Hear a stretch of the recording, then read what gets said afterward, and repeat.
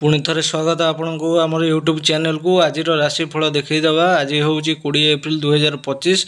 आज राशिफल को स्टार्ट करने आगु जदि आप यूट्यूब चैनल को आम सब्सक्राइब करना सब्सक्राइब करनी। आज हूँ 20 एप्रिल 2025। दैनिक ज्योतिष शास्त्र में मोट 12टी राशि विषय वर्णना कराई। प्रत्येक राशि गोटे लेखाएं शासक ग्रह थाए। ग्रह एवं नक्षत्र मान गतिविधि उपर आधार कर राशिफल आकलन कर। रविवार हिंदू धर्म में रविवार दिन सूर्यदेव पूजार्चना समर्पित तेणु जान सब राशि लोक मान लाभदायक रे सतर्क रहा पड़ो। आसतु देखा तेबे प्रथम देखा मेष राशि। मेष राशि व्यक्ति विशेष आज आज आपण धार्मिक कार्यक्रम जड़ित रे। चाकरी एवं व्यवसाय परिवेश अनुकूल रही। उच्च पदाधिकारी मान सहयोग कार्य बाधा दूर हो। परिवार सहित समय बितातु। काम को नहीं अधिक चाप निहंतु नहीं। अतीतर भूल गुड़ी को पुनरावृत्ति करंतु नहीं। ऑफिस राजनीति ठारू दूरे रुहंतु एवं आपण समस्त कार्य को भल भाव संपूर्ण करने को चेष्टा करंतु। तापर देखिबा वृष राशि व्यक्ति विशेष आज दिनटी आपण बहुत शुभ रहिबो। बुद्धिगत एवं जीवन में आपण एक भल खबर पाई पारंती। आपण आर्थिक स्थिति रे सुधार आसीबो। एक नूतन चाकरी ऑफर पाई पारंती। पदोन्नति किंबा मूल्यांकन संभावना वृद्धि पाइब। आपण करिथिबा ऋण रु मुक्ति पाइबे। परिवार जीवन में समय अतिबाहित करंतु। आपणकर प्रियजनक स्वास्थ्य प्रति ध्यान दियंतु। आपणक साथी एवं भावना को सम्मान दियंतु। सेमानंकु समर्थन करंतु।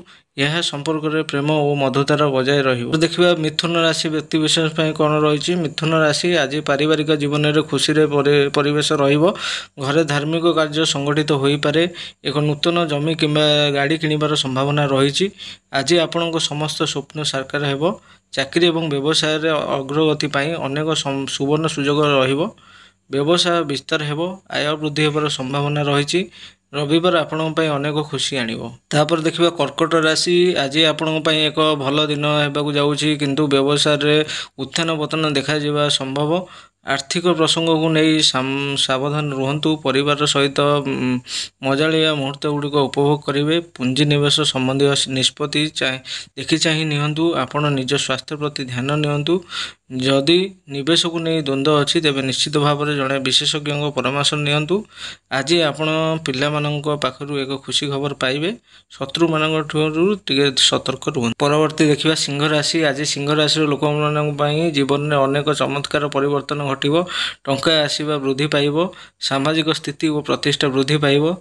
दीर्घ दिन धरी अटकी रही कार्य आरंभ हो। जदिओ परिवार सदस्यों स्वास्थ्य को नहीं आपंकर चिंता रही पारे। आज क्या अधिक परिमाण में उद्धार दिंतु ना। छात्र छात्री मैंने प्रतियोगितामूलक परीक्षा सफलता पाइबे। सामाजिक कार्य आपंकर आग्रह वृद्धि पाइब। बर्तमान देखिए कन्या राशि। आज कन्या राशि लोक मैंने जहाँ चाहिए ताहा पाइबे। निज साथी मान पूर्ण समर्थन पाइबे। दीर्घ विचाराधीन कार्य आपड़ रोथुवा सफलता पाइबे। एक नूतन जगह किंबा गाड़ी किणवार संभावना रहिबो। जदिओ किसी लोक से परिवार सदस्यों सहित आदर्शगत पार्थक्य उपजी पारे। अतीत में भूल शिक्षा कर जीवन आगू बढ़ातु। जीवन को पुनर्बार आरंभ करंतु और जीवन प्रत्येक छोटे छोटे मुहूर्त को उपभोग करंतु। तापर देखिबा तुला राशि। तुला राशि लोक मैंने शक्ति और आत्मविश्वास परिपूर्ण रही। आज जीवन में नुआ रोमांचकर मोड़ आसीबो। जदिओ टंका प्रसंग में टिके उत्थान पतन लक्षण रही। आय वृद्धि पाई नूतन उपाय खोजंतु। टंका रोजगार करने कठिन परिश्रम जारी रखंतु। आज व्यवसाय चलती समस्यार आलोचना माध्यम समाधान हेबो। निज खर्च देखि चाहि करंतु। शीघ्र जेकोसी जिनिस किणवा ठारू दूरे रुहंतु। तापर देखिबा बिच्छा राशि। आज वृत्तिगत जीवन में चैलेंज वृद्धि पाइबो। विरोधी माने सक्रिय हेबे। जो कारण ऑफिस रु समस्या बढ़ी पारे। आज ऑफिस रे आपणकर मालिकंकर परामर्श को अणदेखा करंतु नाही। गुरुत्वपूर्ण कार्य गुड़ी को अधिक गुरुत्व दियंतु। परिवार सदस्यों सहित अनावश्यक युक्ति दूरे रुहंतु। खर्च उपर नियंत्रण रखंतु। यह आपण आर्थिक स्थिति को मजबूत करिवो एवं धन वृद्धि करिवार संभावना रहिबो।